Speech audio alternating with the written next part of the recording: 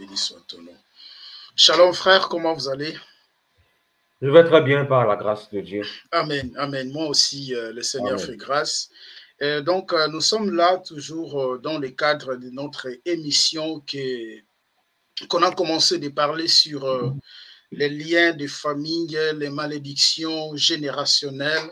Et nous avons reçu une question, voilà, il y a une sœur qui a demandé, est-ce que lorsque Jésus parlait qu'il y a les démons qui sortent par les jeûnes, les prières, est-ce que c'était pas le brisement des liens?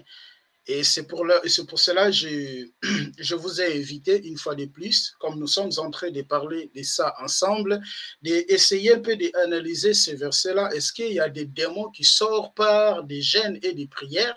Qu'est-ce que réellement Jésus voulait dire lorsque Jésus a parlé? Voilà. Qu'est-ce que réellement Jésus voulait dire dans ce verset? Et c'est ça que nous allons examiner. Je ne sais pas si vous avez un mot avant qu'on puisse avancer et dans notre locution d'aujourd'hui pour répondre à cette question. Ok. En fait, la question d'aujourd'hui est que quand Jésus disait cette sorte de démon ne sort que par le jeûne et la prière, qu'est-ce que cela veut dire? Qu'est-ce que le Seigneur voulait dire par là? Est-ce que c'est Exact. un brisement de lien ou pas? Oui, oui. Voilà, c'est la Donc, question auquel on va répondre. amen. Donc, c'est cette question qu'on va répondre parce qu'on voit aujourd'hui dans nos églises, il y a les gens qui font les jeûnes de 40 jours, les jeûnes de 30 jours, les jeûnes de 21 jours pour faire quoi? Pour chasser les démons.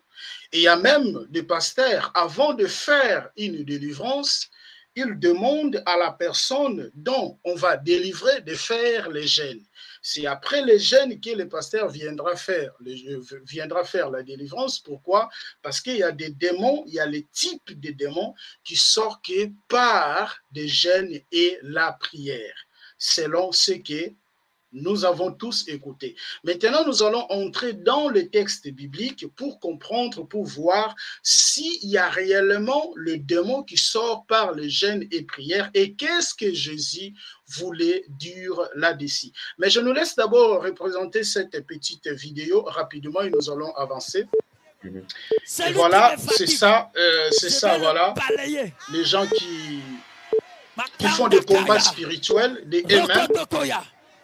Voilà, ils font le combat spirituel, détruire les démons, briser les démons à travers les balais. Ce n'est plus le balai simple. Ça devient le balai mystique. Le balai extraordinaire. Le balai de puissance. Pendant que tu vas balayer ta maison, tu vas balayer le pouvoir de la sorcellerie. Pendant que tu vas tirer ce balai, et tu vas balayer ton service. Tu vas balayer les forces ténébreuses. Tu vas balayer les démons. Et souvent, quand ils font ça, ils sont dans les gènes. Après la gêne, ils vont prier pour la confusion. Les liens de famille, balayer la maladie. À partir d'aujourd'hui, les hommes qui te fatiguent, si tu tiens ce balai et tu vas dans ta maison, tu balayes. Tu les balayes et tous. Les sorciers qui sont dans ta maison, après 3 jours, ils vont se déménager. Ils vont se déménager. Ils vont se déménager. Allez, écoutez les onctions que je dépose sur ce balai.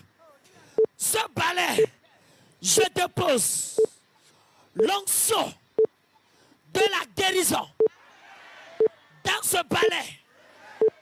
Si quelqu'un est malade et tu prends ce balai, tu balayes sa chambre, tu as balayé la maladie. Amen. Et voilà, frère, donc c'est ça qui est devenu aujourd'hui l'église. L'église, c'est comme ça. Donc quand quelqu'un va à l'église, il retourne à la maison, il va dire j'ai beaucoup prié, c'est parce qu'il a tué les démons, il a détruit les démons, il a brisé les liens. Mais le problème est que même le dimanche prochain, lorsqu'il ira à l'église, il va encore briser les mêmes démons, il va encore détruire les mêmes démons. Mais la question que je me pose, les démons que vous avez tués le dimanche passé, qui les a ressuscités? Les liens que vous avez brisés, voilà, le dimanche passé, qui les a ramenés à la vie?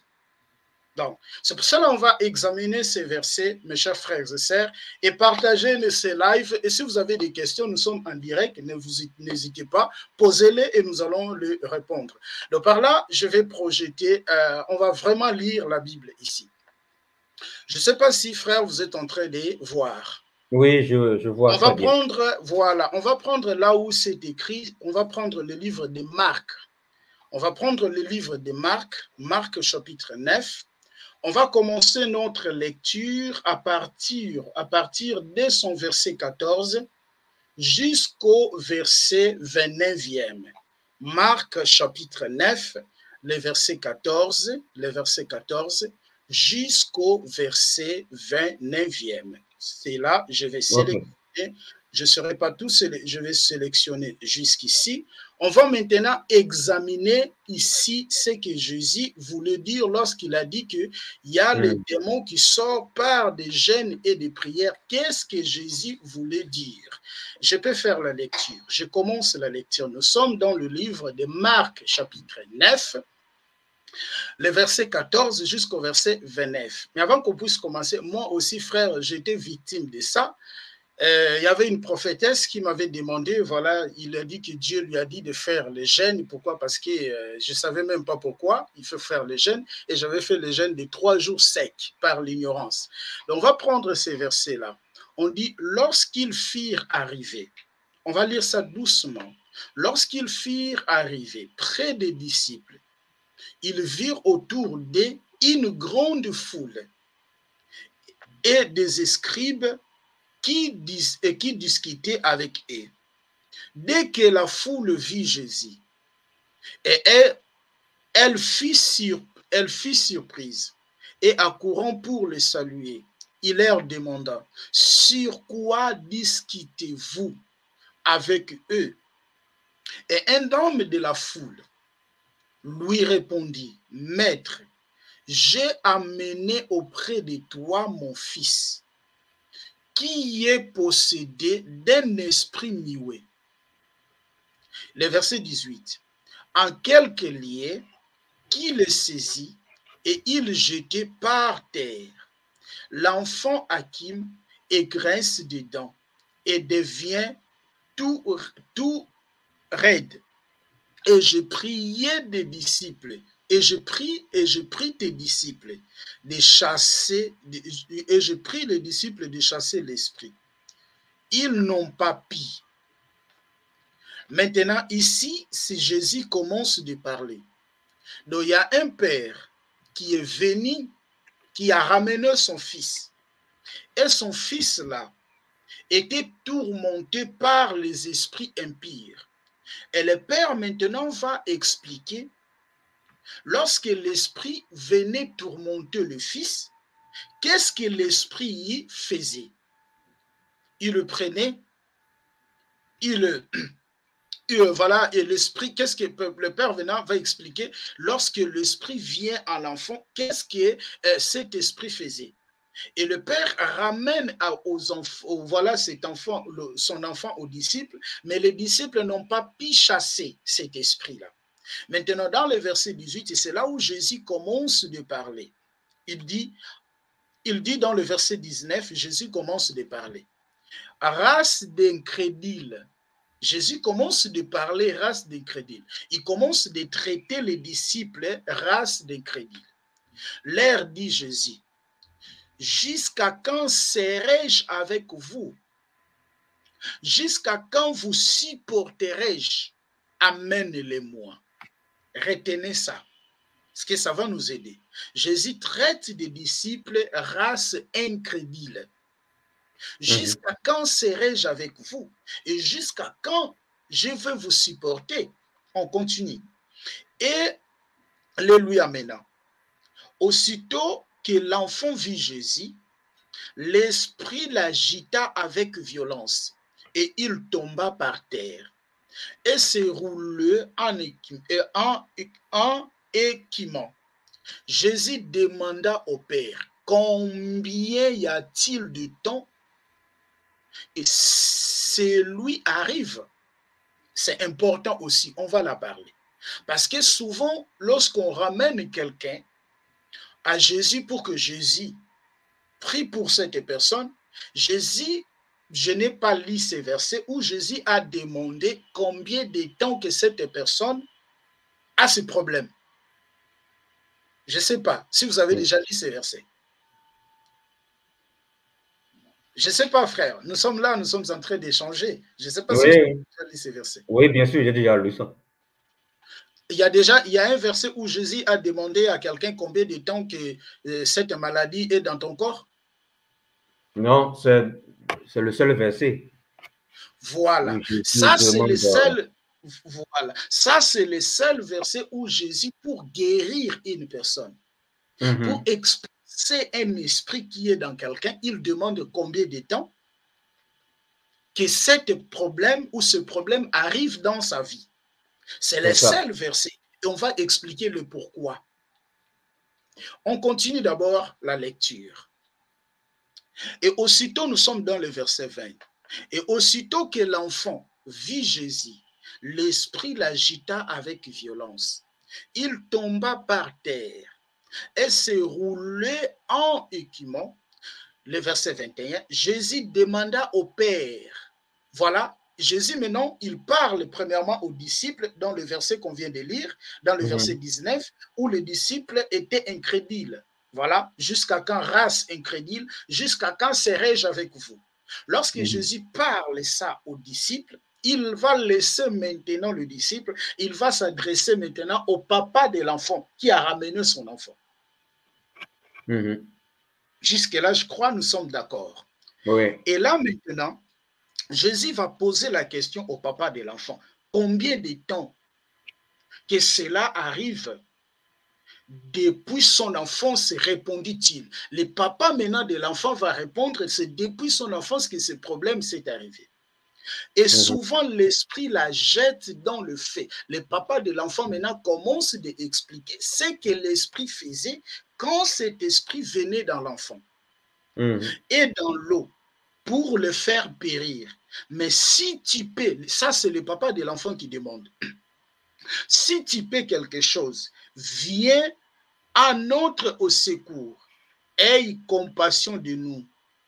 Jésus lui dit dans le verset 23, Jésus lui dit, si tu peux, tout est possible à celui qui croit. Aussitôt, le papa de l'enfant cria, je crois, viens au secours de mon incrédulité.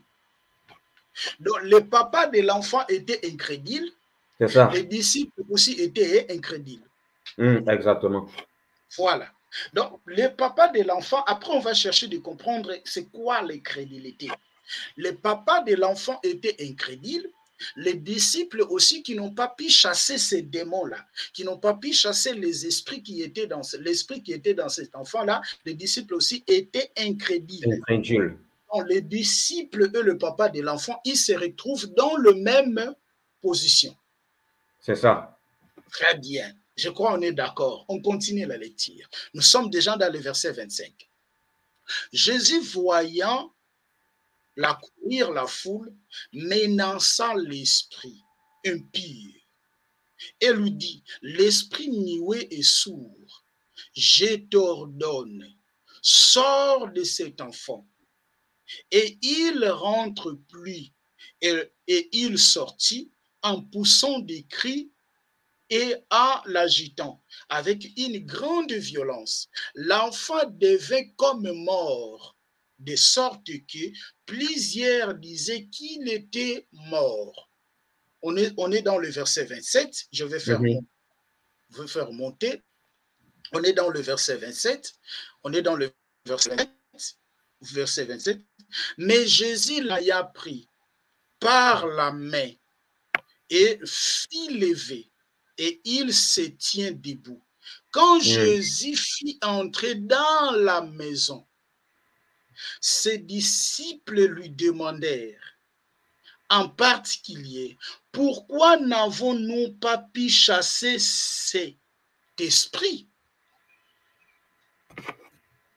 Les disciples maintenant vont poser la question à Jésus, pourquoi n'avons-nous pas chassé cet esprit? Je ne vais pas leur répondre ici.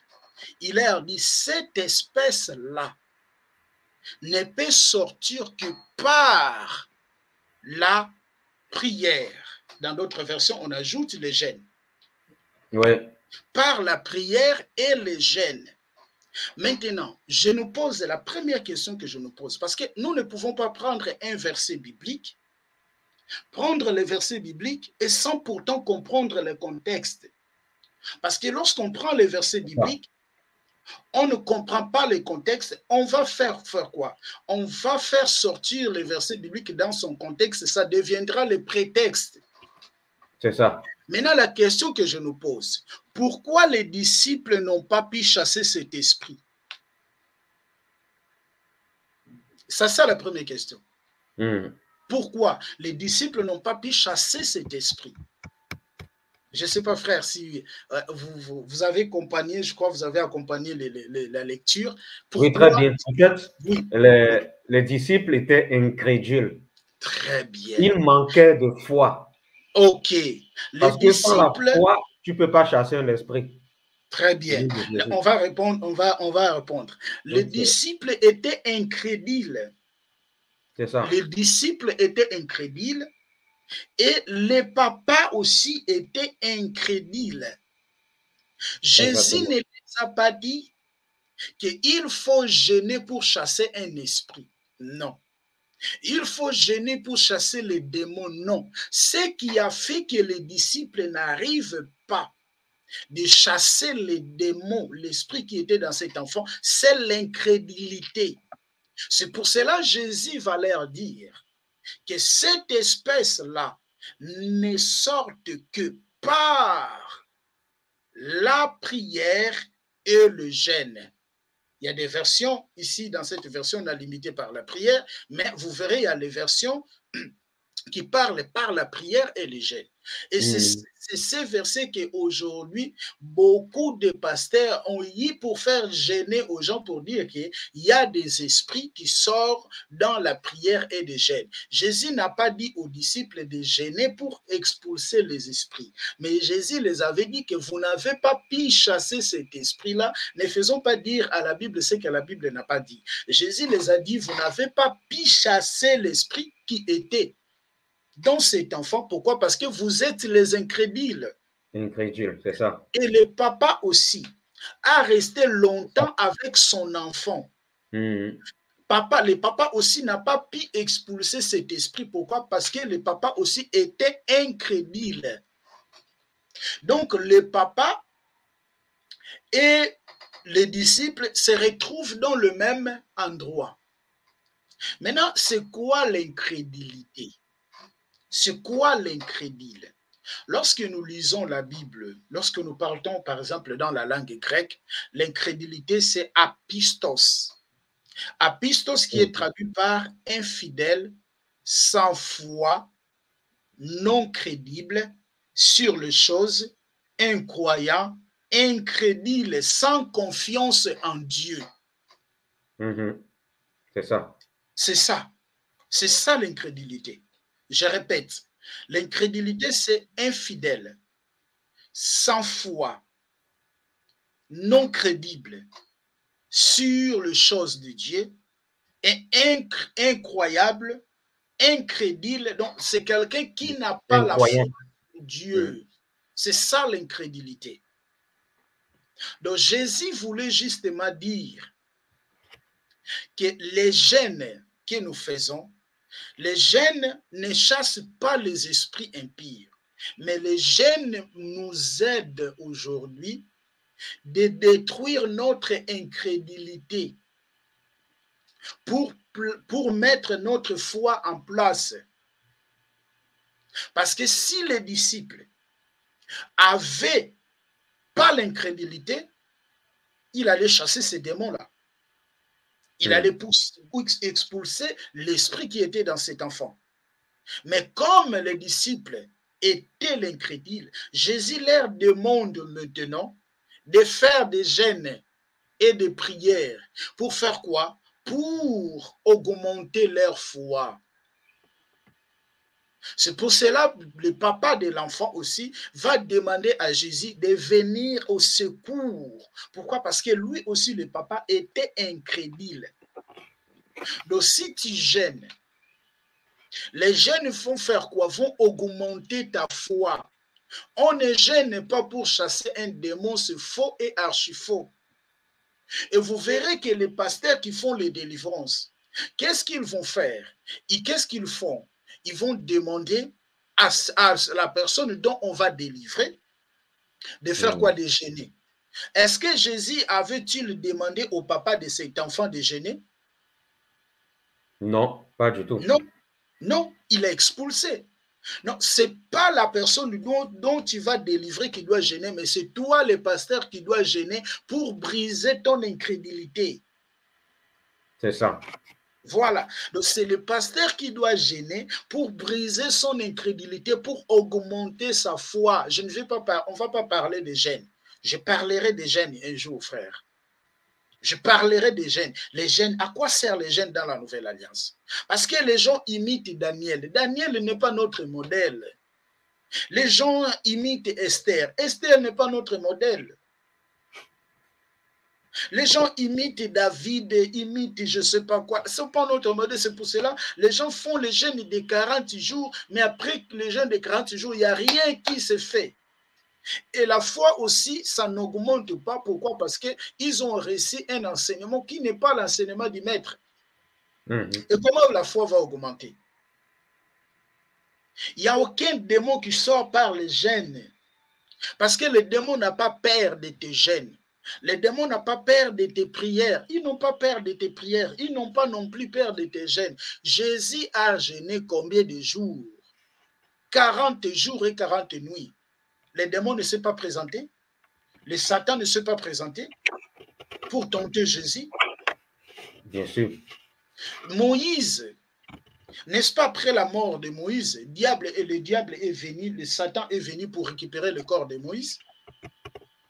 Grâce que le Seigneur n'a pas permis de prendre le corps de Moïse. Est-ce que nous avons fait plus que ce que Moïse a fait? Les démons ne sont pas. Arrêtez de faire gêner les enfants de Dieu comme ça, bêtement. Arrêtez de faire gêner les enfants de Dieu bêtement, jeûne de 40 jours, jeûne de 30 jours, jeûne de 50 jours. Non, les démons ne sortent pas par des jeûnes, c'est faux. Les jeûnes ont pour l'objectif de briser notre incrédulité. Parce que dans l'Ancien Testament, nous avons, je crois, 3 sortes de jeûnes. Il y a la jeûne de la repentance, il y a le jeûne de la repentance, il y a le jeûne nous avons la repentance, nous avons l'exaucement, il y a aussi une sorte de jeûne là que j'ai oublié. J'ai oublié. Mais nous, aujourd'hui, on nous fait jeûner 40 jours. On nous fait jeûner 30 jours. Et vous verrez que les gens aujourd'hui sont capables de jeûner 40 jours, de jeûner 50 jours, mais ils ne sont pas capables de prendre le temps de lire leur Bible. Nous laissons toujours que les pasteurs puissent lire la Bible à notre place. Donc, on a pris seulement ce verset-là, le verset 29, qu'il y a les démons qui sortent par des jeûnes et des prières, et voilà, il faut jeûner pour que certains démons qui sont en vous sortent. Non, le diable n'a pas peur, mes chers frères et sœurs, de tes gènes. Il n'a pas peur de tes gènes, mais le diable a peur par contre de la personne qui est en vous. Donc les gènes servent, dans ce contexte, les gènes servent pour augmenter notre foi, pour briser notre incrédulité. Pas pour que nous ayons expulsé les démons. C'est pour ça qu'on verrait que la personne va jeûner, on va expulser le démon, mais l'état des personnes ne change pas. Il continue d'être la même personne. Il continue de nager dans la même situation. Et qu'est-ce que le pasteur va dire? Donc, crois seulement, Dieu est en train de travailler. Non, ce n'est pas parce que Dieu est en train de travailler, mais vous avez fait gêner une personne sans motif, dans des motifs qui ne sont pas corrects, dans des motifs qui ne sont pas comme ça. Maintenant, pourquoi Jésus, je ne sais pas frère si vous pouvez nous aider, pourquoi Jésus a demandé au père de l'enfant, jusqu'à quand, depuis quand que ton enfant, combien de temps cette situation a fait dans ton enfant?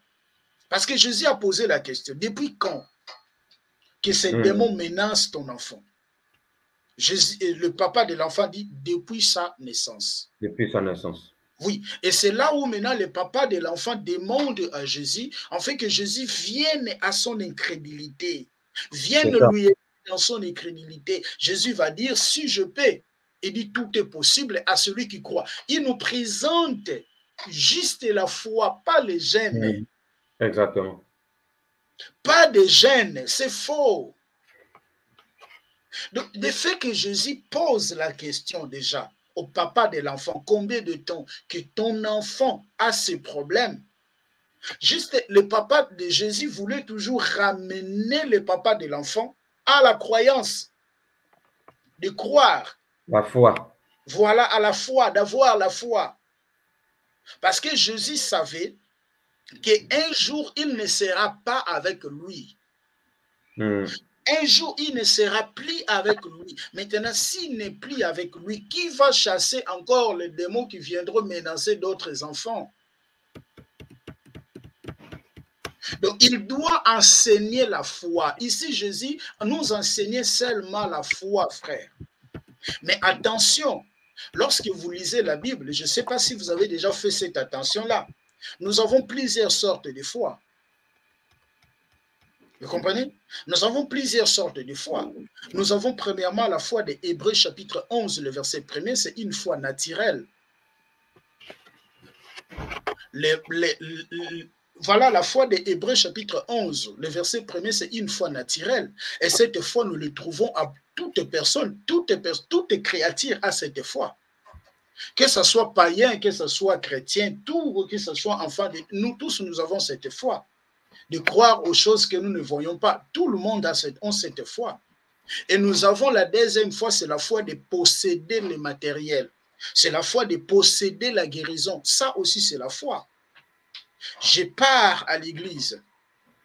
Je pars chez les pasteurs. Le pasteur priera sur moi et j'aurai la guérison. Ça, c'est la foi. La femme qui avait le perte des sangs, il va s'approcher devant Jésus et dit, si je touche sa robe, j'aurai la guérison. Elle a touché, elle a eu la guérison. Ça aussi, c'est la foi. L'homme qui était dans Marc chapitre 10, voilà, qui était au bord du chemin, l'aveugle là, Bartimée, il avait aussi la foi en lui. Il criait Jésus, Jésus, fils de David, Jésus, fils de David, Jésus, fils de David, aie pitié de moi. Malgré les gens lui disaient de se taire, mais il a continué. C'est aussi la foi.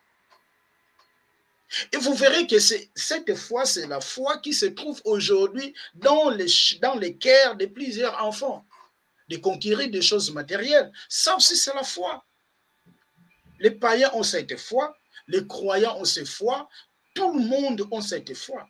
Et il y a aussi le troisième, si vous rentrez dans la vidéo, sur ma chaîne, si vous allez sur ma chaîne, j'ai enseigné un enseignement sur quand le Fils de l'homme viendra, trouvera-t-il la foi? Quand le Fils de l'homme viendra, trouvera-t-il la foi? C'est là où j'ai expliqué en détail, selon la mesure de ma grâce, ces différentes sortes de foi. Il y a 3 vidéos, je crois. Il y a 3 vidéos de Inner. Vous allez vous fatiguer peut-être. Il y a 3 vidéos de Inner qui sont là, vous allez comprendre. Et il y a aussi ce que nous appelons les dons de la foi selon 1 Corinthiens chapitre 12. Mais il y a aussi une foi selon Jude. Bon, Jude, il y a un seul chapitre. Selon Jude 3, la foi qui nous a été transmise une seule fois. Et cette foi qui nous a été transmise une seule fois nous renvoie à qui? Nous renvoie au Seigneur Jésus-Christ. C'est pour cela, dans Romains chapitre 10, le verset 17, on dit que la foi vient de ce qu'on attend. Ça aussi, c'est la foi. Maintenant, ici, les disciples, ils n'avaient pas la foi. Donc, la foi qu'ils n'avaient pas, ils n'avaient pas la confiance en Dieu. Ils avaient perdu la confiance en Dieu. C'est pour cela, les disciples n'ont pas pu chasser ces démons. Oh, le papa aussi n'avait pas confiance, c'est pour cela le papa aussi n'a pas pu résoudre le problème de son enfant depuis que ça a commencé. Mais il vient maintenant au Seigneur Jésus pour demander que le Seigneur Jésus puisse nous secourir dans son incrédulité. Je ne sais pas si on est d'accord jusqu'à là. Oui, c'est ça. Parce que tous, les disciples étaient incrédules, les papas de l'enfant aussi étaient incrédules. Jésus n'a pas dit aux disciples, mes frères et sœurs, et qu'il faut jeûner pour chasser les démons. Malgré qu'il a dit que cette espèce sort que par des jeûnes et des prières, il faut lire le contexte. Donc ici, on comprend que lorsque je gêne, je détruis mon incrédulité. Pourquoi? Parce que je laisse la place à l'esprit. Je laisse à la place à l'esprit, que l'esprit prenne place. Mais ce n'est pas parce que je gêne, les démons sortiront. Non. On va prendre maintenant comment on chasse les démons. Est-ce qu'on chasse les démons par des gènes? Est-ce que les démons sortent-ils par des gènes? On va prendre toujours dans le livre de Marc. Toujours, frère, dans le livre de Marc. Cette fois-ci, on va prendre Marc au chapitre 16. On va prendre maintenant les versets. On va prendre maintenant les versets 15 jusqu'au verset même 20. Je vous laisse faire la lecture. Marc 15, c'est ça? Oui. Verset... Non, on est dans Marc 16. Non, Marc 15. Marc 16, verset 15. Oui, verset 15 jusqu'au verset 20. Lisez le premier verset, deuxième verset. Puis il leur dit, allez par tout le monde et prêchez la bonne nouvelle à toute la création. Celui qui croira et qui sera baptisé sera sauvé, mais celui qui ne croira pas sera condamné. Voici les miracles qui accompagneront ceux qui auront cru. 2 points. En mon nom, ils chasseront les démons. Ils parleront de nouvelles langues. Ils saisiront des serpents. S'ils boivent quelques breuvages mortels, il ne leur fera point de mal. Ils imposeront les mains aux malades et les malades seront guéris. Le Seigneur, après leur avoir parlé, fut enlevé au ciel, et il s'assit à la droite de Dieu, et il s'en allait prêcher partout. Le Seigneur travaillait avec eux et confirmait la parole par les miracles qui l'accompagnaient. Très bien. Le Seigneur va donner l'ordre. Il dit, allez par tout le monde, prêcher la bonne nouvelle à toute la création. Celui qui croira et qui sera baptisé sera sauvé, mais celui qui ne croira pas sera condamné. Dans le verset 17, il commence à dire, voici les miracles qui accompagneront à ceux qui auront cru en mon nom. Ils chasseront les démons. Est-ce que Jésus on a mis ici entre parenthèses, il y a les démons qui peuvent sortir seulement par les jeûnes et les prières?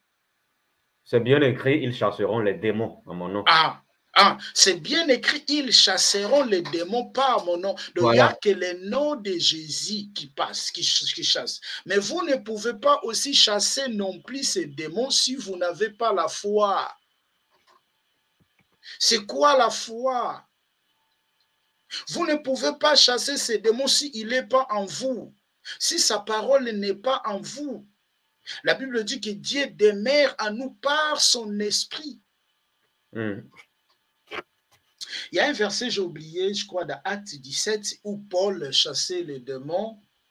Et il y a eu aussi quelques gens aussi ont voulu aussi chasser les démons. J'ai oublié les versets. C'est Acte 19. Voilà, on va lire ça. On va lire ça après. Voilà, on va lire ça après. Cherchez les versets. C'est dans Acte chapitre 19. Après, on va lire ça. Donc, je vais d'abord expliquer ici. Ici, Jésus dit, vous chasserez les démons par mon nom, pas par des gènes. Je dis au nom de Jésus que les démons sortent. Les démons vont sortir, ils vont partir. Maintenant, pourquoi je dois gêner? C'est le pasteur qui doit gêner, ce n'est pas la personne qu'on doit délivrer qui va gêner, c'est faux. C'est le pasteur qui doit gêner, ce n'est pas toi qui dois gêner, mais c'est le pasteur. Pourquoi le pasteur va gêner? Le pasteur va gêner pour détruire son incrédulité, pour augmenter sa foi. Lorsque je prie pour une personne, je vois qu'il n'y a rien. Il n'y a rien qui se passe. J'entre en gêne. C'est comme ça. J'entre en jeûne. J'entre en jeûne pour une fois de plus augmenter ma foi. Ce n'est pas la personne qu'on doit délivrer. Mais nous, aujourd'hui, le pasteur nous fait gêner dans l'église. Pourquoi? Parce qu'on doit briser les liens de famille. C'est le pasteur qui doit gêner, ce n'est pas vous. Vous allez gêner, oui, étant les enfants de Dieu que nous sommes. Les jeunes sont importants, nous devons gêner. Mais les jeunes ne sont pas là pour chasser les démons, c'est faux. Les jeunes ne sont pas là pour briser les liens, c'est faux. Les jeunes ne sont pas là pour... non, les jeunes ont l'objectif de juste d'augmenter notre foi, de briser notre incrédulité. De briser notre incrédulité, c'est ça. Jésus dit, voici les miracles qui accompagneront à ceux qui auront cru. Il commence par la croyance. En qui? En lui. À mon nom, ils chasseront les démons en pluriel. On a englobé tous les démons qui seront chassés par le nom de qui? Par le nom de Jésus. Pourquoi? Parce qu'il a le nom qui est au-dessus de tout nom. Et en son nom, tout genou doit fléchir et toute langue doit confesser qu'il est le Seigneur des Seigneurs. Pourquoi? Parce que sur la croix, il a déployé toutes principautés. On va lire ces versets, frères. Donc, par mon nom, ils chasseront les démons et ils parleront de nouvelles langues. Ils saisiront des serpents et s'ils boivent, voilà, des choses mortelles, ça les fera mal.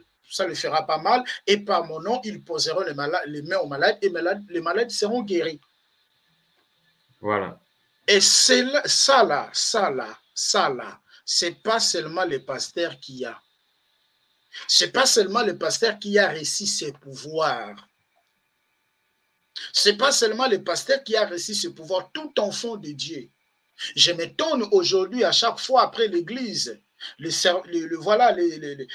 gens sont derrière les pasteurs, Pourquoi? Parce que pour que le pasteur puisse prier pour eux. Mais moi, je me pose la question, dans cette église-là, c'est seulement le pasteur qui a reçu les dons, les autres n'ont pas reçu les dons. Vous voyez, frère? Oui, en fait, c'est parce qu'aujourd'hui, les chrétiens de ce siècle idolâtrent beaucoup les pasteurs. C'est ça le problème, en fait. En fait, c'est pour ça que ces chrétiens ne grandissent pas. Ils ne veulent pas lire la Bible. Voilà, c'est le pasteur qui doit tout faire pour eux. Voilà, et moi j'appelle ça la paresse spirituelle. Voilà, j'appelle ça la paresse spirituelle. Et c'est ce que nous voyons en ce temps de la fin, en fait. En fait, les gens idolâtrent tellement les pasteurs en disant, oh, Daddy va prier pour moi, ceci, cela. Mais est-ce qu'eux-mêmes, là, ils ont la foi? Est-ce qu'eux-mêmes, ils lisent la parole? La plupart ne connaissent pas la parole. Ben, c'est ça. C'est incroyable. Il rejoint le papa qui a ramené son enfant qui n'avait pas la foi. C'est ça. Il rejoint le papa qui a ramené son enfant qui n'avait pas la foi. Or, ça là, c'est donné à tout le monde, tout chrétien, tout croyant né de nouveau. Jésus peut passer à travers elle ou à travers lui pour expulser les démons, pour guérir les malades. Ce n'est pas donné au pasteur. On ne connaît pas un pasteur parce qu'il a prié pour une personne qui était malade, il est guéri, il est pasteur. Non, on ne connaît pas un pasteur par des miracles. On ne connaît pas un pasteur par la guérison. Non, ça Dieu l'a donné à tout le monde. Mais on connaît un pasteur par l'enseignement. Qu'est-ce qu'il enseigne cet homme? C'est comme ça là on connaît un pasteur. C'est comme ça qu'on connaît un pasteur. Isaac a connu Jacob par sa voix. Voilà, Isaac a connu Jacob par sa voix. Il dit, je touche le pot que je touche. C'est de Ésaü. Mais la voix que j'attends, c'est la voix de Jacob. La peau, ce que je touche là, c'est des Ésaü. Ça, c'est vraiment l'habit d'Ésaü. Mais la voix que j'entends, c'est la voix de Jacob. On reconnaît un serviteur de Dieu. Les temps me manquerait d'entrer dans ces prophéties-là.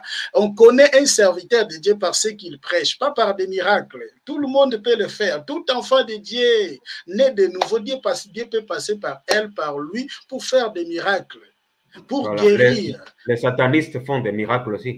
Voilà, les satanistes font des miracles aussi.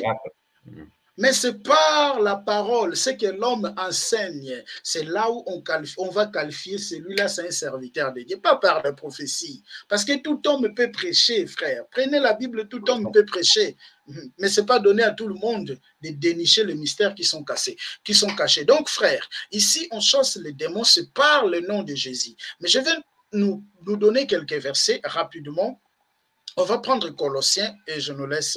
Je crois que vous avez un rendez-vous et bientôt on va terminer. Colossiens chapitre 2, on va prendre Colossiens chapitre 2, les versets 13 jusqu'au verset 15. On va lire ça. Vous allez lire, s'il vous plaît, frère. 13 à 15. Je lis. Oui. Vous qui étiez morts par vos offenses et par l'incirconcision de votre chair, il vous a rendu à la vie avec lui, en nous faisant grâce pour toutes nos offenses. Il a effacé l'acte dont les ordonnances nous condamnaient et qui subsistait contre nous, et il l'a détruit en le clouant à la croix. Il a dépouillé les dominations et les autorités et les a livrées publiquement en spectacle en triomphant d'elles par la croix. Amen. Il a dépouillé, Jésus a déjà fait ça. Jésus a déjà fait ça. Ce n'est pas de toi, frère. Ce n'est pas de toi de briser les liens. Quel est le lien que tu vas briser? Si tu continues de briser des liens d'autres, tu es encore païen. Celui qui continue de briser les liens de famille, il est encore païen. Il n'a pas connu Jésus ou Jésus ne lui a pas connu. Mais celui qui est né de nouveau, si quelqu'un est en Christ, il est devenu une nouvelle créature. Des choses anciennes sont passées et toutes choses se font nouvelles. Il entre dans l'alliance de Christ. Il entre dans le corps de Christ. Qu'est-ce que Jésus a dit à Pierre? Tu es Pierre, sur cette pierre, je bâtirai mon église. Et les séjours des morts ne prévaudront pas contre elle, ne prévaudront point contre elle.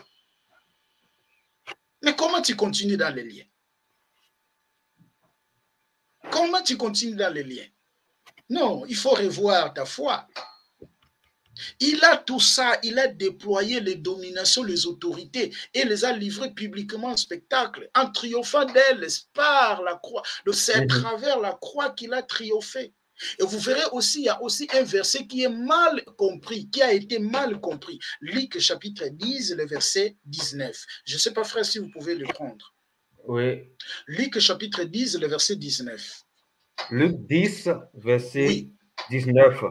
Oui. Jésus dit, dans Luc 10, verset 19, « Voici, je vous ai donné le pouvoir de marcher sur les serpents et les scorpions et sur toute la puissance de l'ennemi, et rien ne pourra vous nuire. » Ah, Jésus dit, je vous donne l'autorité de marcher sur les serpents, les scorpions, et rien ne peut vous nuire.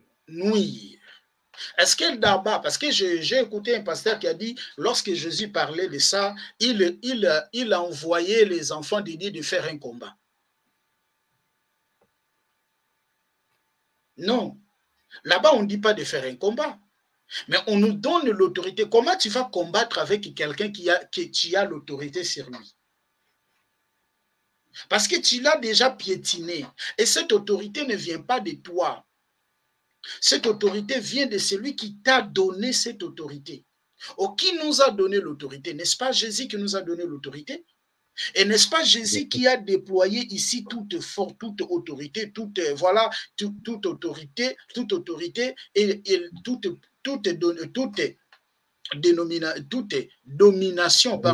domination et les autorités? C'est pas lui qui l'a fait.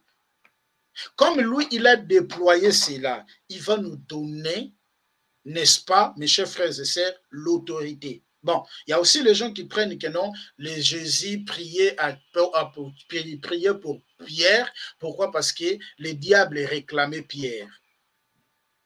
Lorsque Jésus a dit, je priais pour toi, parce que le diable te réclamait. Il faut savoir, mes chers frères et sœurs, lorsque Jésus parlait de ça, Jésus n'était pas encore mort. Voilà, exactement. Il n'était pas encore mort. Voilà, ça j'appelle ça l'évangile de la femme samaritaine. Beaucoup de gens aujourd'hui enseignent l'évangile de la femme samaritaine. Parce que l'évangile de la femme samaritaine, c'est hors la croix. Or, nous enseignons après la croix. Nous annonçons l'évangile qui nous avons reçu après la croix, les messages que nous avons reçus après la croix. Il faut faire attention. Lorsque Jésus dit à Pierre, le diable te réclamait, Jésus n'était pas encore mort, Jésus était encore vivant. Ici, on nous dit c'est sur la croix. C'est sur la croix que Jésus a brisé toutes choses pour accomplir la prophétie là de Genèse chapitre 3. Il brisera ta tête et tu lui blesseras les talons. C'est sur la croix que toutes choses ont été accomplies. Aujourd'hui, il y a l'évangile de la femme samaritaine. Non, frère, c'est le nom de Jésus. En dehors de ce nom, il n'y a pas le gène. Il n'y a pas, frère. Les gènes ne sont pas capables. Les prières ne sont pas capables. Parce que si les gènes étaient capables, frère, de me libérer entre les mains du diable, Jésus n'allait pas venir. Si ma prière était capable de me libérer entre les mains du diable, Jésus n'allait pas venir. Pourquoi il doit venir si moi-même je suis capable, frère? Si moi-même je suis capable, pourquoi il va venir? C'est pour cela que Paul appelle ça un autre évangile. C'est pour cela dans Philippiens chapitre 3, Paul appelle ça l'ennemi de la croix. Ce sont les gens qui marchent à l'ennemi de la croix. Tous les gens là qui vous enseignent la doctrine des combats spirituels, faire des combats, ce sont les ennemis de la croix. Ce sont les ennemis de la croix. Ce sont les gens qui utilisent seulement le nom de Jésus. Mais ils ne croient pas ce que Jésus a fait. Jésus, il a déjà tout détruit. Il a déjà tout détruit. Mais les gens ne veulent pas croire, frère. Les gens ne veulent pas croire. Les gens ne veulent pas croire. Ah, ça c'est la doctrine des Nicolaïtes. Et Dieu était contre cette doctrine. On va bientôt terminer, frère. Je vais chuter déjà. Mais je vais prendre Romains. On va d'abord lire Romains. On va lire Romains chapitre 8. Vous ne verrez jamais Pierre en train de détruire les liens, Paul est en train de détruire les liens. Vous ne les verrez jamais. Nous détruisons les liens de nos papas, les liens de nos tantes. Pourquoi nous ne détruisons pas les liens d'Adam? Parce que c'est Adam qui a causé tout ça. C'est Adam qui a causé tout ça. Nous ne détruisons pas les liens d'Adam. Pourquoi? On fait gêner les gens. Vous verrez, il y a les gens qui sont mortes même. La personne va mourir. Ouais.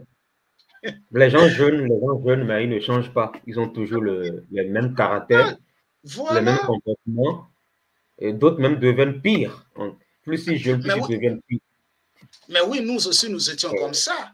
Lorsqu'on va publier les gènes, lorsque le pasteur va dire que non, voilà, on aura les gènes cette semaine, et cette semaine, tu deviens sain. Tu ne vas plus rien faire. Oui, nous aussi, on vient de là, frère. On vient de là. Si je parle de ça, c'est parce que moi-même souci. 21 jours de Daniel, tout ça là. Oui, ils n'ont même pas compris le contexte. Parce que Daniel, quand on lit Daniel, Daniel n'avait pas planifié d'avance qu'il va jeûner 21 jours. C'est ça. Voilà. Mais aujourd'hui, dans les églises, voilà, les pasteurs disent aux chrétiens, voilà, on a tel programme, 21 jours de Daniel, tout ça là. Ils prennent des versets hors contexte comme ça parce que les gens ne comprennent pas la différence entre l'ancienne alliance et la nouvelle alliance. C'est ça. C'est aussi ça le problème en fait. C'est ça, ils confondent les dispensations. Voilà, ils confondent tout en fait, ils mélangent tout. Pour les frères et sœurs qui veulent, sur ma chaîne, sur la chaîne, je parlais sur les 7 grandes alliances dans la Bible. J'ai parlé de l'alliance de l'innocence, l'alliance de l'innocence, l'alliance édénique avant le péché. J'ai parlé de l'alliance adamique après le péché. J'ai parlé de l'alliance noétique, j'ai parlé de l'alliance abrahamique, j'ai parlé de l'alliance sinaïtique, j'ai parlé de l'alliance avec les enfants d'Israël et j'ai parlé de l'alliance messianique. Je crois qu'il y a 5 vidéos de Iner sont là. J'ai parlé sur ces 7 alliances et j'ai parlé selon la mesure de ma grâce. Voilà, vous trouverez, parce que c'est important que les chrétiens connaissent dans quelle alliance où nous sommes et quelles sont les clauses fondamentales de cette alliance. Si nous n'avons pas la compréhension de quelle alliance où nous sommes, nous allons mélanger la loi et ça ne fonctionne pas. Dans chaque époque, dans chaque dispensation, Dieu a un langage. On va, frère, terminer. On va prendre Romains chapitre 8. On va commencer au verset 31 jusqu'au verset 37. Écoutez, que dirons-nous donc à l'écart de ces choses? Si Dieu est pour nous, qui sera contre nous? Que dirons-nous donc à l'écart de ces choses? Si Dieu est pour nous, qui sera contre nous? Mais toi, tu dis que Dieu est en toi. Pourquoi le diable continue de te bloquer jusqu'à aujourd'hui? Je n'aurai pas le temps de les lire. Vous savez, lorsque vous lisez Nombre, les livres de Nombre, chapitre 23, le verset 1er jusqu'au verset 27. Non, le verset 1er jusqu'au verset 7. Nombre, chapitre 23, le verset 1er jusqu'au verset 7. Vous verrez qu'il y avait un homme qu'on appelait par Balak. Et qu'est-ce que Balak a fait? Balak avait contracté un devin qu'on appelle Balaam, pour que Balaam puisse maudire les enfants d'Israël. Qu'est-ce que Balaam avait répondu à Balak? Comment un homme peut maudire ce que Dieu a déjà béni? Voilà, exactement. Comment un homme peut-il maudire ce que Dieu a béni? Mais vous, on vous dit, vous êtes maudit, votre famille a été sacrifiée. Oui, mais si ta famille a été sacrifiée, oui, tu étais dans ces sacrifices, ou tu étais dans les liens lorsque tu étais encore dans le monde. Lorsque tu étais encore dans le monde, aussi longtemps que tu es en Christ, tu es en Jésus, c'est fini. C'est pour cela Paul dit, que dirons-nous à l'écart de ces choses? Si Dieu est pour nous, qui sera contre nous? Lui qui n'a point épargné son Fils, mais qui l'a livré pour nous tous. Comment ne nous donnera-t-il pas aussi toutes choses avec lui? Qui accusera les élus de Dieu? Mais vous, on continue de vous accuser. On continue de vous accuser. Si ma vie ne marche pas, c'est mon père. Si ma vie ne marche pas, c'est mon oncle. Si ma vie ne marche pas, c'est ça. Si ma vie ne marche pas, c'est ma tante. Et il y a même les gens qui ne parlent pas avec leur maman, qui ne aident même pas leur maman, qui n'aident même pas leur papa. Pourquoi? Parce que ce sont des sorcières. Pourquoi? Parce que c'est eux qui bloquent la vie. Le problème, ce n'est pas ta maman. Le problème, ce n'est pas ton papa. C'est toi-même qui es l'auteur. Pourquoi? Parce que tu es incrédule. Et ce qui t'aide d'être incrédule, c'est ton pasteur. Écoutez, voilà qui accusera les élus de Dieu? C'est Dieu qui justifie. Oh, c'est Dieu qui me justifie. Qui les condamnera? Mais vous êtes encore dans des condamnations de famille. Christ est mort, bien qu'il ait ressuscité. Il est à la droite de Dieu. Il intercède pour nous. Qui nous séparera de l'amour de Christ? De l'amour de Christ? C'est la tribulation, ou l'angoisse, ou la persécution, ou la faim, ou la nudité, ou les périls, ou le péché. Selon qu'il est écrit, c'est à cause de toi qu'on nous met à mort qu'on nous met à mort tous les jours, qu'on nous regarde comme des brebis destinées à la boucherie. Parce qu'il y a un combat aussi qui est lié. lorsque nous servons le Seigneur dans la vérité. Parce que le monde n'aime pas la vérité. C'est ça. Mais nous ne pouvons pas dire, voilà, les épreuves, je dirais, les épreuves qui nous suivent, nous ne pouvons pas dire qu'à travers ces épreuves, je suis encore dans les liens. Vous verrez dans Actes chapitre 16. Paul et Silas se sont retrouvés dans la prison. Pourquoi? Parce qu'ils avaient expulsé dans une femme l'esprit de Python. C'est pour ça qu'ils étaient en prison. Mais Paul, dans la prison, il ne plairait pas que Dieu délivre-moi. Il ne plairait pas. Ils ont commencé de louer Dieu. Pourquoi? Parce qu'ils savaient qu'en servant le Seigneur, il y a le combat. Il y a le combat qui nous suit. Mais ce que j'aime, c'est dans le verset 37. Mais dans toutes ces choses, nous sommes plus que vainqueurs par celui qui nous a aimés, frères. Est-ce que nous sommes plus que vainqueurs par nos prières? Nous sommes plus que vainqueurs par nos jeûnes? Nous sommes plus que vainqueurs par nos retraites? Non, frère. Non, frère. Nous sommes plus que vainqueurs par celui qui nous a aimés. C'est celui qui nous a aimés qui nous a fait vainqueurs, frère. J'ai écouté une prédication hier d'un pasteur qui disait, il donne les 3 objectifs, les 3 raisons que l'homme doit faire les combats spirituels. La première raison, il dit les prières des combats spirituels, c'est une prière qui garantit votre sécurité, protection et préserve devant l'ennemi. Donc pour lui, les gens doivent faire les combats spirituels parce que le combat spirituel garantit notre sécurité. Non, ma sécurité n'est pas garantie dans mes problèmes, dans mes prières. Ma sécurité est garantie à celui qui est mort sur la croix. Je vais citer, frère. Le deuxième, il dit que ces prières-là, lorsque nous faisons les combats, les prières, les gens font le combat spirituel, les prières des combats spirituels les rendent vainqueurs. Ici, on nous dit que nous sommes plus que vainqueurs par celui qui nous a aimés. Il a dit aussi que les prières-là des combats, ce sont des prières qui nous fait réussir en face de notre adversaire et ramener des choses surnaturelles. Ça, c'est un pasteur qui a prêché, je l'ai suivi hier. J'ai dit, Seigneur, c'est pitié.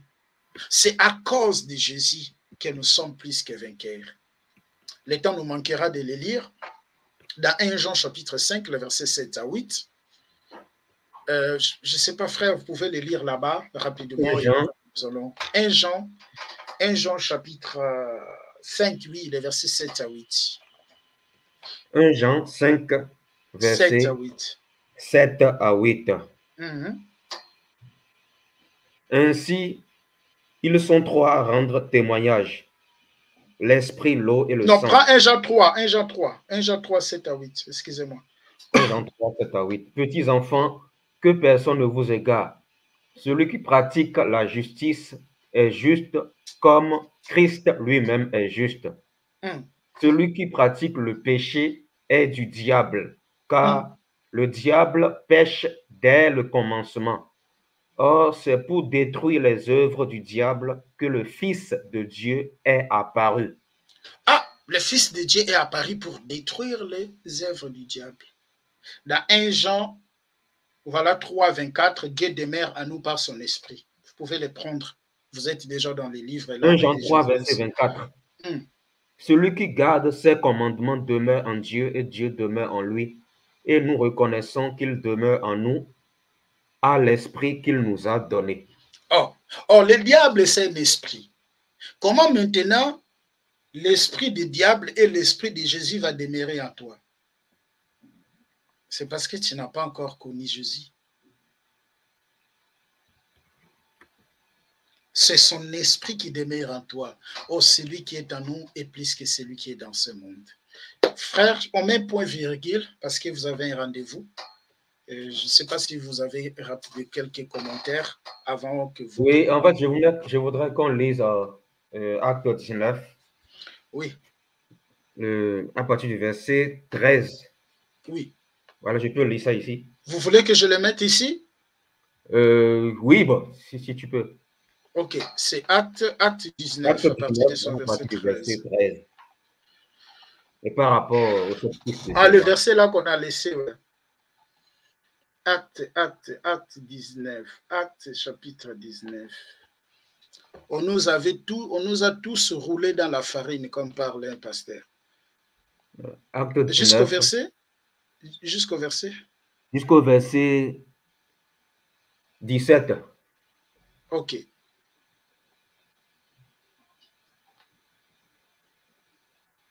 Voilà. Quelques exorcistes juifs ambulants essayaient d'invoquer sur eux qui avaient des esprits malins le nom du Seigneur Jésus en disant: je vous conjure par Jésus que Paul prêche. Ceux qui faisaient cela étaient 7 fils de Séva, juifs, l'un des principaux sacrificateurs. L'esprit malin leur répondit: je connais Jésus et je sais qui est Paul, mais vous, qui êtes-vous? Et l'homme dans lequel était l'esprit malin s'élança sur eux, se rendit maître de tous deux et les maltraita de telle sorte qu'ils s'enfuient de cette maison nus et blessés. Cela fut connu de tous les Juifs, de tous les Grecs qui demeurent à Éphèse. Et la crainte s'empara de tous, et le nom du Seigneur Jésus était glorifié. Ah, voilà. Pourquoi, frère? C'est vous qui avez la parole. En fait, ici, il y avait 7 fils de Séva, en fait. Ces 7 fils de Séva étaient des fils d'un sacrificateur. Et malgré qu'ils étaient fils de sacrificateur, ils ont voulu, en fait, tenter de chasser un démon, un esprit méchant, en fait, du corps de quelqu'un. Mais qu'est-ce qui s'est passé? Malgré qu'ils ont fait ça, ils ont prononcé le nom de Jésus, rien ne s'est passé. Au contraire, c'est l'esprit malin là qui les a fracassés, en fait. Exact. Donc, ces 7 fils de Séva n'avaient pas la foi. C'est parce qu'il manquait de foi qu'ils n'ont pas pu vaincre, qu'ils n'ont pas pu chasser cet esprit, en fait, tout simplement. Donc, ce qui veut dire que ce n'est pas parce que les gens prononcent le nom de Jésus que automatiquement ils vont, voilà, ils vont voir l'esprit sortir. Parce qu'il y en a qui disent Jésus, Jésus, Jésus, mais rien ne se passe. Pourquoi? Parce que ces personnes n'ont pas la foi. Et quand on parle de foi aussi, il faudrait que les chrétiens comprennent que la foi sans les œuvres est morte aussi. Parce qu'il y a des chrétiens qui disent aujourd'hui, j'ai la foi, j'ai la foi, j'ai la foi. Mais ces chrétiens vivent dans le péché. Ces chrétiens mentent. Ces chrétiens, en fait, sont dans le vol. Ils sont dans toutes sortes de péchés. Mais ils se disent avoir la foi. Ça, ce n'est pas ça la foi. Si tu as la foi au Seigneur, tu dois marcher dans la sainteté, la sanctification. Parce que la foi sans les œuvres est morte, selon Jacques 2, verset 26. Donc, tu ne peux pas te dire avoir la foi et demeurer dans la désobéissance à la parole de Dieu. Ce n'est pas possible. Parce que si tu as la foi en Jésus, voilà, ça doit se faire voir par ta manière de te conduire, ta manière de te comporter, en fait. Exact. Les 7 fils de Séva ici, voilà, ces 7 fils de Séva étaient incrédules. C'est pour cela que malgré qu'ils ont essayé d'utiliser le nom de Jésus pour chasser un esprit mauvais, ils n'ont pas pu le faire. Au contraire, c'est l'esprit mauvais qui les a maltraités, comme nous le dit le passage ici dans Acte 19. Voilà. J'aimerais lire aussi, en fait, un passage là. Il y a un passage dans 2 Timothée 2, verset 29. Voilà, c'est un passage important pour appuyer ce que je disais. 2 Timothée 2, verset 19, pardon. 2 Timothée 2, verset 19. Je lis ça ici, rapidement dans ma Bible. Cependant, les solides fondations posées par Dieu subsistent, porteuses de cette inscription, 2 points. Le Seigneur connaît ceux qui lui appartiennent. Et, 2 points, tout homme qui prononce le nom du Seigneur, virgule, qu'il se détourne du mal.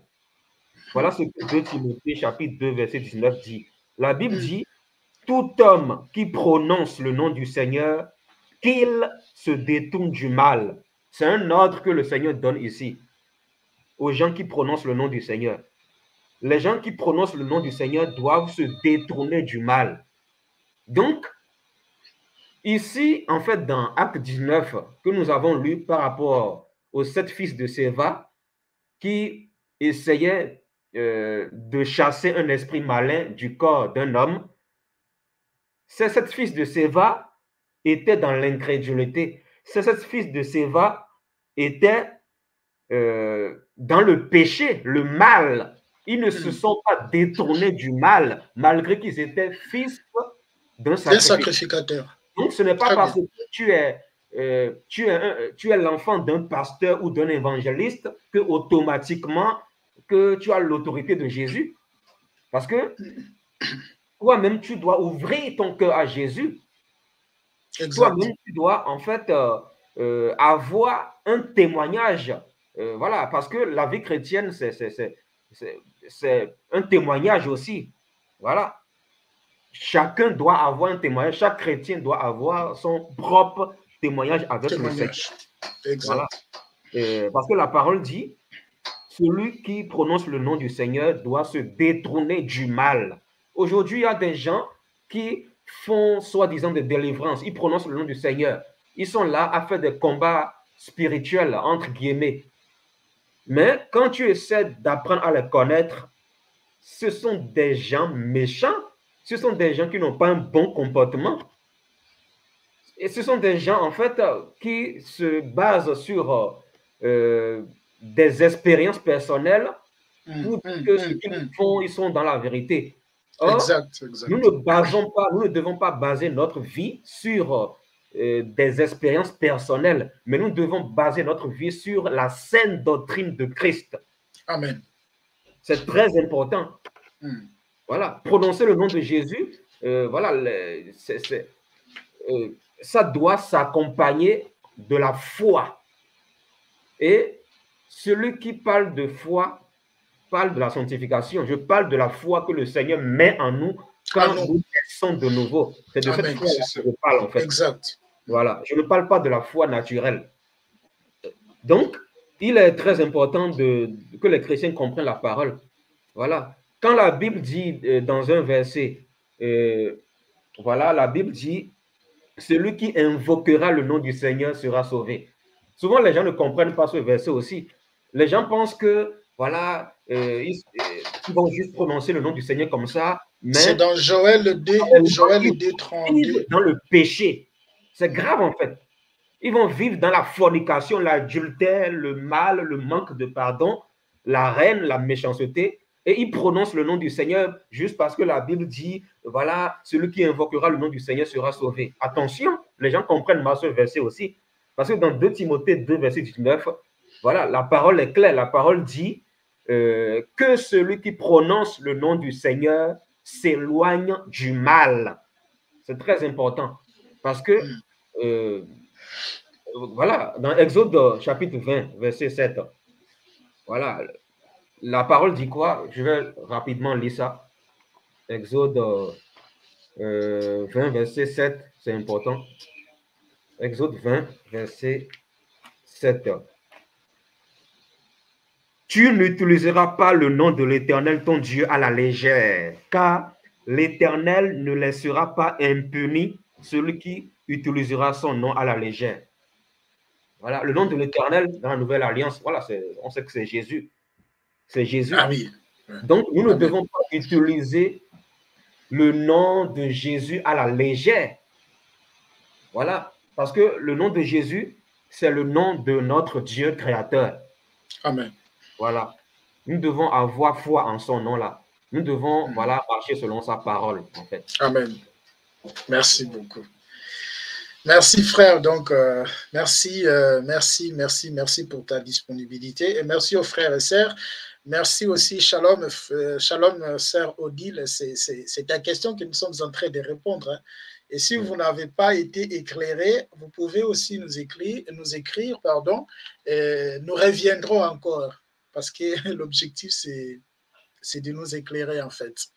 Donc, merci beaucoup. Et pour les frères et sœurs qui nous suivent, si le Seigneur nous permet, tout à l'heure là, je crois dans quelques minutes, 1 heure du temps ou quelques minutes, je vais lancer notre live où je parlerai sur la doctrine des Balaam. Je parlerai sur la doctrine des Balaam, la voix des Balaam et l'égarement des Balaam.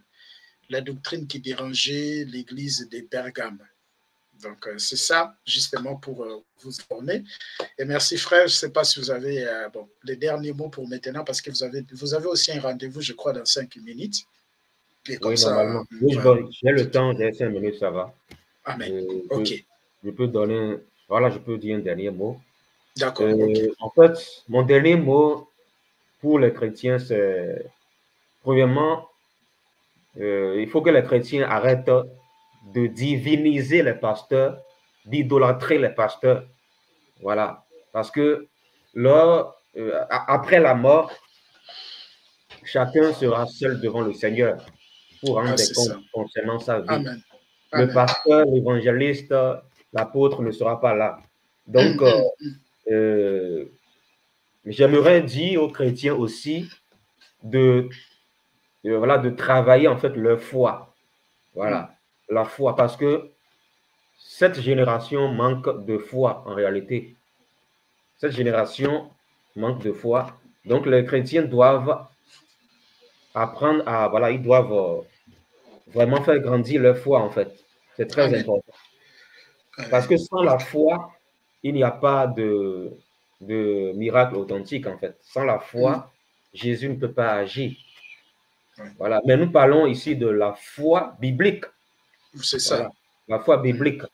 Et la foi basée sur la sainte doctrine. Le véritable évangile en fait, tout simplement. Amen. Donc, je ne parle pas de n'importe quelle foi parce que les catholiques se disent aussi avoir la foi. Il ne s'agit pas de cette foi-là parce que la foi que le Seigneur même met les gens de l'église des Noirs, tout le monde, même voilà, les musulmans, tous ont des foi. Tout le monde a la foi. C'est ça, frère. Okay. Voilà. La foi que le Seigneur veut qu'on ait en ce temps de la fin, c'est la foi basée sur sa parole, tout simplement. Sur sa parole. Et c'est cette foi-là que le Seigneur met dans notre cœur quand nous naissons de nouveau. Amen. Voilà. OK. Merci beaucoup. On va clôturer par la prière. Nous prions, Seigneur, nous te rendons grâce. Merci pour l'opportunité que tu viens de nous accorder. Seigneur, nous n'avons pas parlé de nos pères, nous n'avons pas parlé de nos oncles, mais on a parlé de toi. Nous sommes en train de vivre le temps de la fin, le temps de la confusion, où Paul a dit à Timothée dans 1 Timothée 4, dans les derniers jours, plusieurs abandonneront la foi, s'attacheront à des esprits séducteurs, à des doctrines de démons, par l'hypocrisie des faux prophètes et des faux apôtres.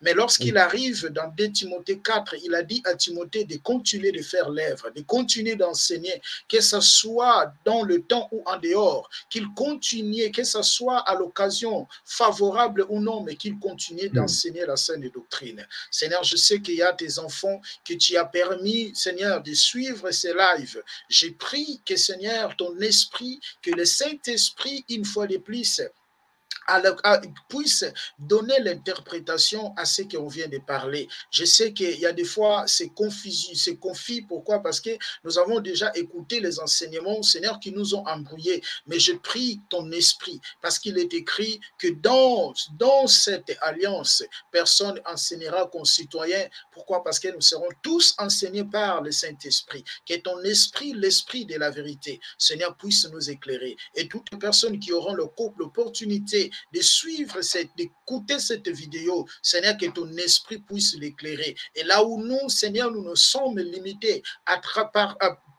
par la mesure de la grâce que tu nous as donnée, je sais que ton esprit qui sonde de toute profondeur, il ira même à loin pour pouvoir, Seigneur, lui faire comprendre ce qu'on vient de lire. Bénis ou bien de parler. Bénis mon frère, bénis ma sœur, que ta grâce, que ta miséricorde soit leur partage, parce que tu es notre Père, au nom puissant de notre Seigneur, Jésus-Christ, nous disons Amen.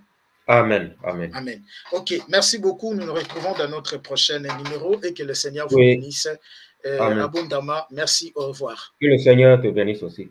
Amen, merci. Amen.